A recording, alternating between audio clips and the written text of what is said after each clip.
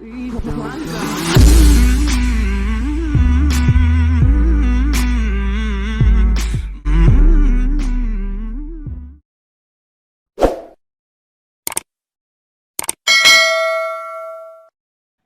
Israel kemudian terpecah menjadi dua, kerajaan Israel Utara dengan 10 sukunya, kerajaan Israel Selatan dengan suku Benyamin dan Assalamualaikum warahmatullahi wabarakatuh. Segala puji kita panjatkan kepada Allah Subhanahu wa Ta'ala. Kita sampaikan sholawat keselamatan kepada Nabi dan Rasul Muhammad Sallallahu Alaihi Wasallam, keluarga, sahabat, dan umatnya sampai akhir zaman. Banjiri berita-berita Islam agar selalu muncul dalam beranda depan media sosial kita semua. Dan jangan lupa tekan tombol subscribe, like, dan share. Video kali ini berjudul Umat Kristen Harus Tahu. Agama Yahudi, yaitu agama yang paling banyak pengaruhnya di negara Israel, tidak menganggap Isa sebagai nabi, apalagi sebagai Tuhan. Jadi dari mulai Nabi Adam, Nabi Nuh, Nabi Ibrahim, kemudian Nabi Ismail, Nabi Isa, Nabi Musa, dan seterusnya sampai Nabi Isa Al-Masih, sampai Nabi Muhammad SAW, semuanya Islam. Donlitan mengisahkan perjalanannya menjadi mualaf dengan mempelajari sejarah Islam, sejarah Yahudi maupun sejarah Kristen. Di samping itu juga mencari tahu agar bisa memahami arti makna yang terkandung dalam Al-Quran, Bible maupun kitab suci agama Yahudi Tanakh. Kesimpulan yang diambil adalah bahwa agama yang diturunkan Sang Pencipta hanya satu, yaitu Islam, yang mempunyai arti berserah diri atau damai. Maka mengapa mereka mencari agama yang lain selain agama Allah, padahal apa yang ada di langit dan di bumi berserah diri kepadanya, baik dengan suka maupun terpaksa, dan hanya kepadanya mereka dikembalikan. Terjemahan Quran Surat Ali Imran 83. Kata berserah diri dalam ayat tersebut yaitu Islam. Sekarang mari kita lihat arti kata dari Israel, Yahudi, ataupun Ibrani. Israel berarti hamba Tuhan, Isra artinya hamba atau teman dekat, dan El artinya Tuhan.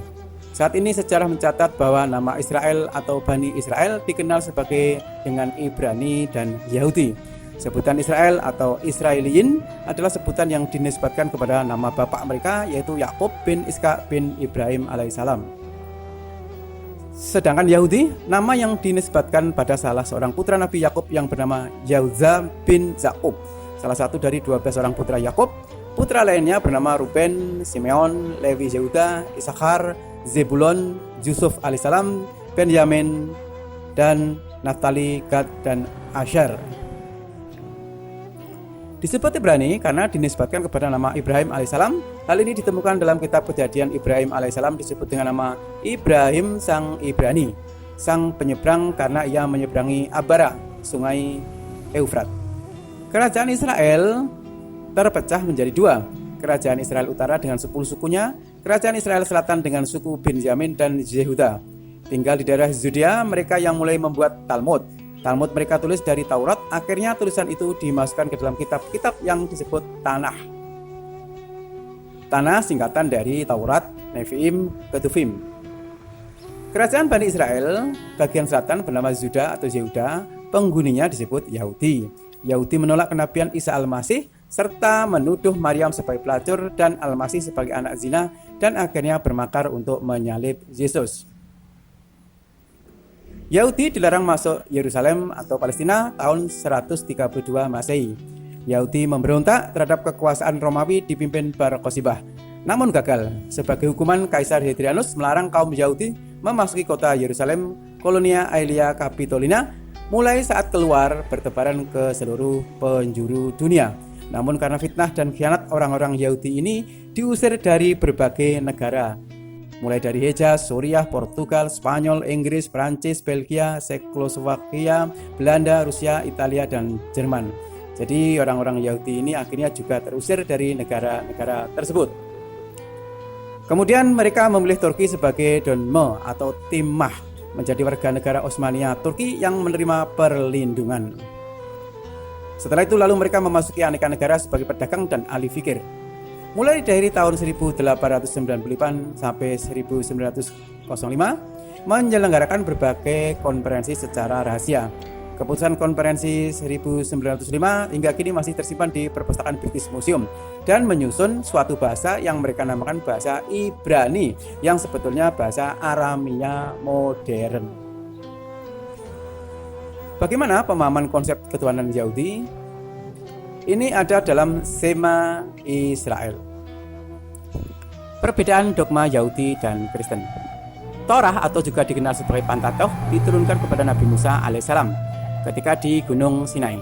Torah atau 5 kitab Musa ini kemudian dijadikan satu dengan tulisan lain menjadi Tanakh. Tanakh atau kitab suci Yahudi dimasukkan ke dalam Alkitab atau Bible. Kristen disebut Perjanjian Lama atau Old Testament. Apa penganut Yahudi Judaisme percaya tentang ketuhanan? Penganut Yudaisme meyakini hanya ada satu Tuhan, monoteisme. 1. Pencipta alam. Yudaisme, Tuhan satu-satunya pencipta dan penguasa alam semesta.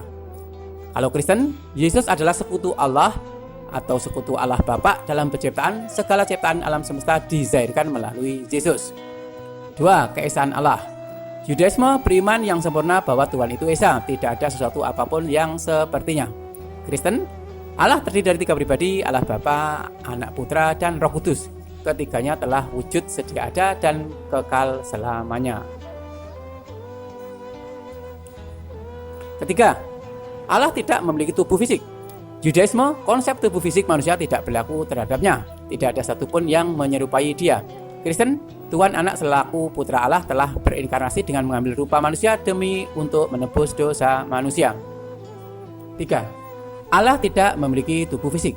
Yudaisme, konsep tubuh fisik manusia tidak berlaku terhadapnya. Tidak ada satupun yang menyerupai dia.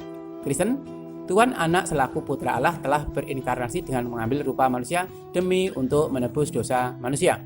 4. Peribadatan dan doa. Yudaisme, doa hanya boleh dipanjatkan kepada Tuhan, tidak kepada manusia lain ataupun kepada benda. Kristen, penganut Kristen umumnya berdoa kepada Allah Bapa di samping Yesus. Bagi penganut Katolik, mereka juga berdoa pada Bunda Maria dan orang-orang suci atau saint. 5. Kemampuan Tuhan. Yudaisme, Tuhan mengetahui semua perbuatan dan pikiran manusia. Kristen, penganut Kristen percaya kepada kesatuan hipostatik, yakni Yesus mempunyai 2 peran, peran Tuhan dan manusia sekaligus. Dari seorang rabi yang terkenal dengan nama Rabi Maimonides ya. Rabi Maimonides ini termasuk rabi yang sangat disegani di dalam agama Yudaisme.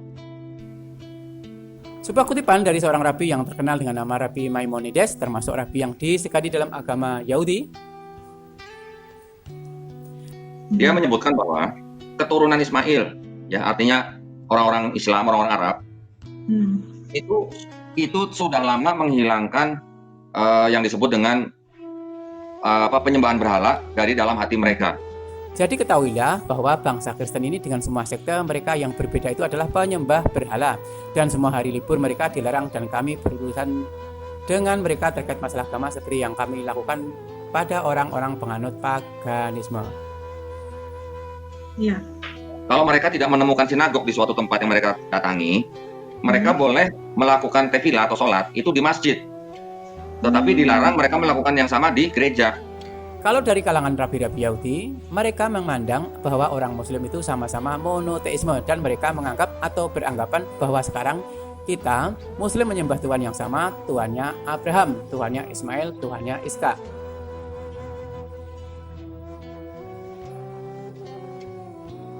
Gitu. Karena apa? Karena di dalam gereja itu disebut sebagai orang-orang yang menyembah berhala. Kepada orang-orang Yudaisme, kalau mereka pergi ke suatu tempat, mereka tidak menemukan sinagog di suatu tempat yang mereka datangi, mereka boleh melakukan tefillah atau sholat di masjid, tetapi dilarang mereka melakukan yang sama di gereja. Karena gereja disebut orang-orang yang menyembah berhala.